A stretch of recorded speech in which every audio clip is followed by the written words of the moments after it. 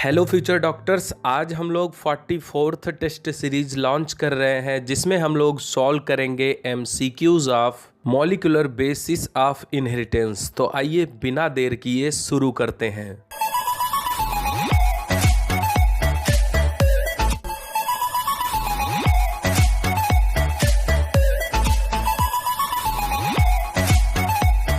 Hello everyone, आप देख रहे हैं स्वर्णिम बायोलॉजी क्लासेस और मैं Shubham Tiwari. Question number 1, who performed the transformation experiments in bacteria. जीवाणुओं में ट्रांसफॉर्मेशन प्रयोग किसने किया था?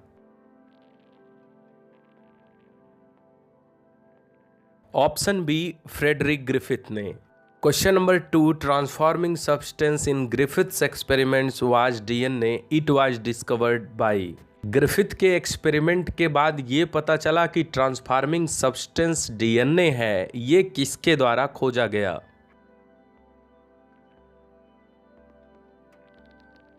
तो ऑप्शन डी सही होगा, Avery, McLeod and McCarthy. Question number 3, Avery et al used. Avery, McLeod और मैकार्थी ने क्या क्या उपयोग किया था अपने प्रयोगों में?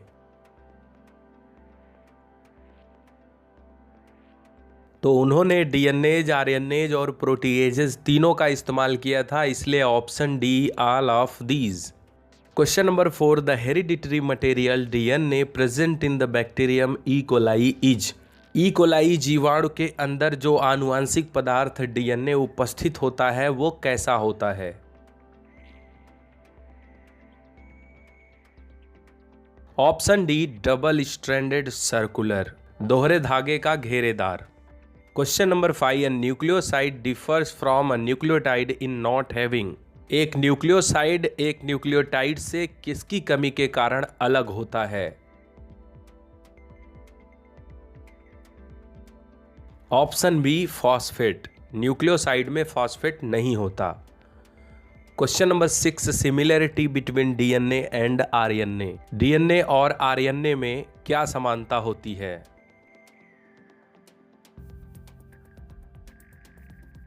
तो ऊपर से ऑप्शन ए, बी, सी तीनों गलत है। ऑप्शन डी सही होगा, both are polymers of nucleotides. ये दोनों न्यूक्लियोटाइड्स के मिलने से बनते हैं। Question number 7, nucleotide arrangement in DNA can be studied by. DNA के अंदर न्यूक्लियोटाइड की व्यवस्था किसके द्वारा देखी या समझी जा सकती है?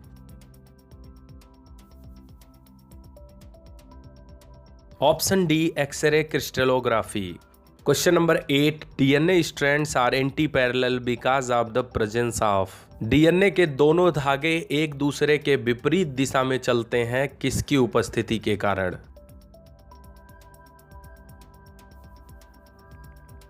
ऑप्शन बी, हाइड्रोजन बॉन्ड्स की उपस्थिति के कारण।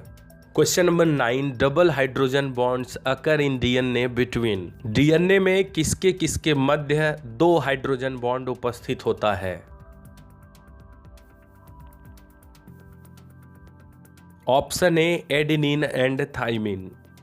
Question number 10, the acidic characters of DNA and RNA are due to. किसकी उपस्थिति के कारण डीएनए और आरएनए का लक्षण अम्लीय होता है? ऑप्शन डी, फॉस्फोरिक ग्रुप्स की उपस्थिति के कारण। Question number 11, the rule that in a DNA A equal to T and G equal to C is known as. एक नियम जिसमें डीएनए में ए टी के बराबर और जी सी के बराबर होता है, उसे कौन सा या किसका नियम कहते हैं? Option D, Chargaff's rule. Question number 12, if percentage of cytosine is 18% then the percentage of adenine will be. यदि किसी पदार्थ में साइटोसिन 18% है तो उसमें एडेनिन कितना प्रतिशत होगा?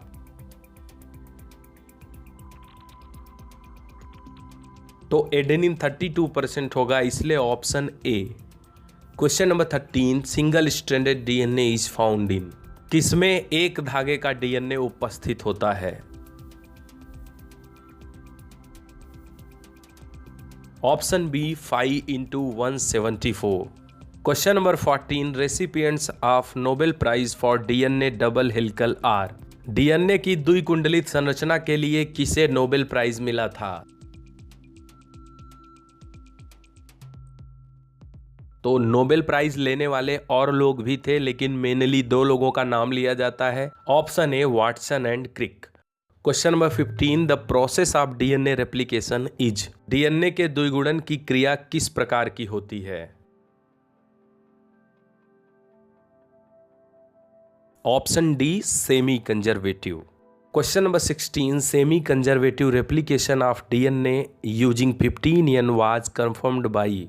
हैवी नाइट्रोजन का उपयोग करके किन वैज्ञानिकों ने यह सिद्ध किया कि डीएनए का रेप्लिकेशन सेमी कंजर्वेटिव होता है? Option D Meselson and Stahl. Question number 17, the direction of DNA replication is from. DNA का रेप्लिकेशन किस दिशा से किस दिशा की तरफ होता है? तो ऑप्शन बी सही होगा, 5 prime end towards 3 prime end. Question number 18, Okazaki fragments are synthesised on. Okazaki fragments यानी डीएनए के छोटे छोटे टुकड़े किस धागे पर बनते हैं? Option C lagging strands of DNA only. Question number 19, Okazaki fragments are joined in a correct sequence by. Okazaki fragments यानी डीएनए के टुकड़े एक निश्चित क्रम में किसके द्वारा जुड़ते हैं? ऑप्शन सी डीएनए लाइगेज के द्वारा।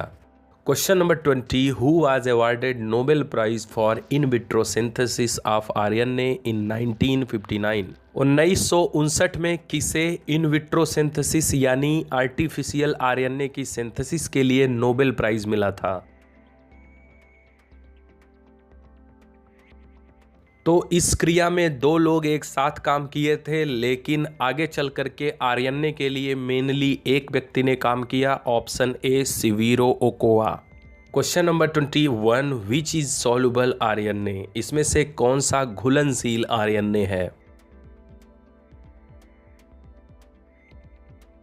तो ऑप्शन बी सही होगा, ट्रांसफर आरएनए को एसआरएनए यानी सॉल्युबल आरएनए भी कहा जाता है। Question number 22, during protein synthesis anticodons of tRNA binds with. TRNA पर उपस्थित एंटीकोडॉन्स प्रोटीन सिंथेसिस के समय किससे जुड़ते हैं?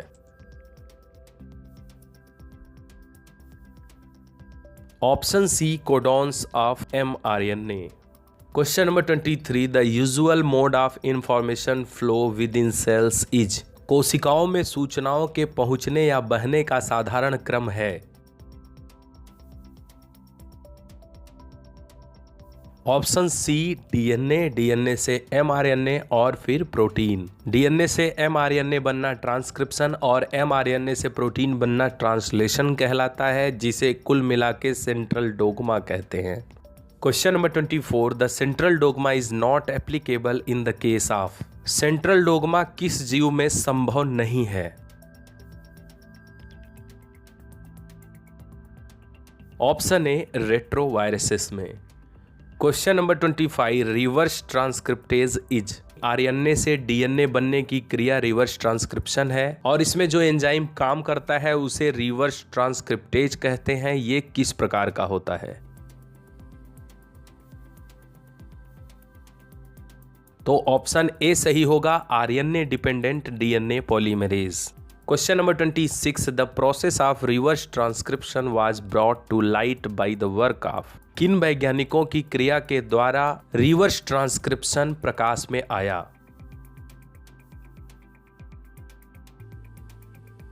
तो ऑप्शन सी सही होगा, H W. Temin and D. Baltimore. Question number 27, synthesis of mRNA from DNA is termed. DNA से एमआरएनए बनने की क्रिया क्या कहलाती है? Option C transcription. Question number 28, during transcription the DNA site at which RNA polymerase binds is called. Transcription के समय DNA का वह स्थान जहां आरएनए पॉलीमरेज जुड़ता है उसे कहते हैं। Option B promoter. Question number 29, which of the following is the Pribnow box? इसमें से किसे प्रिबनाउ बॉक्स के नाम से जाना जाता है? तो जैसे यूकैरियोट्स में टाटा बॉक्स होता है, उसी तरह प्रोकैरियोट्स में प्रिबनाउ बॉक्स होता है और ऑप्शन ए सही होगा, 5 prime TA TA AT 3 prime. Question number 30, the codon for the initiation of protein synthesis in eukaryotes is? विकसित जीवों में प्रोटीन सिंथेसिस की शुरुआत किस कोडॉन के द्वारा होती है? Option B AUG। Question number 31, the terminator codons are? इनमें से टर्मिनेटर कोडॉन्स हैं। कभी कभी टर्मिनेटर कोडॉन्स की जगह पर स्टॉप कोडॉन्स या नॉनसेंस कोडॉन्स करके भी पूछा जा सकता है। आंसर एक ही होगा आपका, option D UAA UAG and UGA। Question number 32, which one of the following pair is correctly matched? इसमें से कौन सा जोड़ा सही मिला है? यहां पर कौन सा ट्रिपलेट कोड किस अमीनो एसिड से संबंधित है यही बताना है आपको। तो ऑप्शन बी सही है, AAA lysine. Question number 33, when activated amino acids are linked to their cognate tRNA this is called? जब उत्तेजित अमीनो अम्ल अपने नजदीकी tRNA से जुड़ता है तो इस क्रिया को कहते हैं। Option C, aminoacylation of tRNA। Question number 34, the concept of operon was proposed by? Operon की विचारधारा किसने प्रस्तुत की थी? Option B, Jacob and Monod. Question number 35, repressor protein is produced by? Repressor protein किससे उत्पन्न होता है? Option B, regulator gene. Question number 36, the sequence of structural genes in lac operon concept is? Lac operon में स्ट्रक्चरल जीन्स का सही क्रम है। Option D सही होगा, lac Z, lac Y, lac A। Question number 37, in lac operon system lac I gene codes for? Lac operon system में lac I gene किसके लिए कोड करता है? Option C, repressor. Question number 38, portion of gene which is transcribed but not translated is? Gene का वह भाग जिसका transcription तो होता है लेकिन ट्रांसलेशन नहीं होता उसे कहते हैं। Option B, introns. Question number 39, which of these plays an important role in protein synthesis? इनमें से कौन प्रोटीन सिंथेसिस में महत्वपूर्ण भाग लेता है? तो इसके पहले के क्वेश्चंस में आपने देखा इंट्रॉन्स को काट करके निकाल दिया जाता है और एक्सॉन्स को जोड़ दिया जाता है। तो प्रोटीन सिंथेसिस में काम करने वाला है option A, exons. Question number 40, the approximate number of genes in the genome of Kalpana Chawla was? Kalpana Chawla के जीनोम में लगभग कितने जीन्स उपस्थित थे?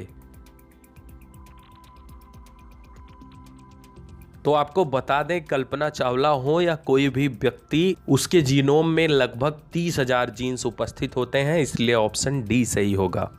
Question number 41, which one of the following pairs names mean one and same thing? इनमें से किस जोड़े में दोनों शब्दों का एक ही अर्थ है? तो कोडॉन मीन्स जीन नहीं, सिस्ट्रॉन मीन्स ट्रिपलेट नहीं, जीन पूल मीन्स जीनोम नहीं, but DNA fingerprinting means DNA profiling, इसलिए ऑप्शन डी।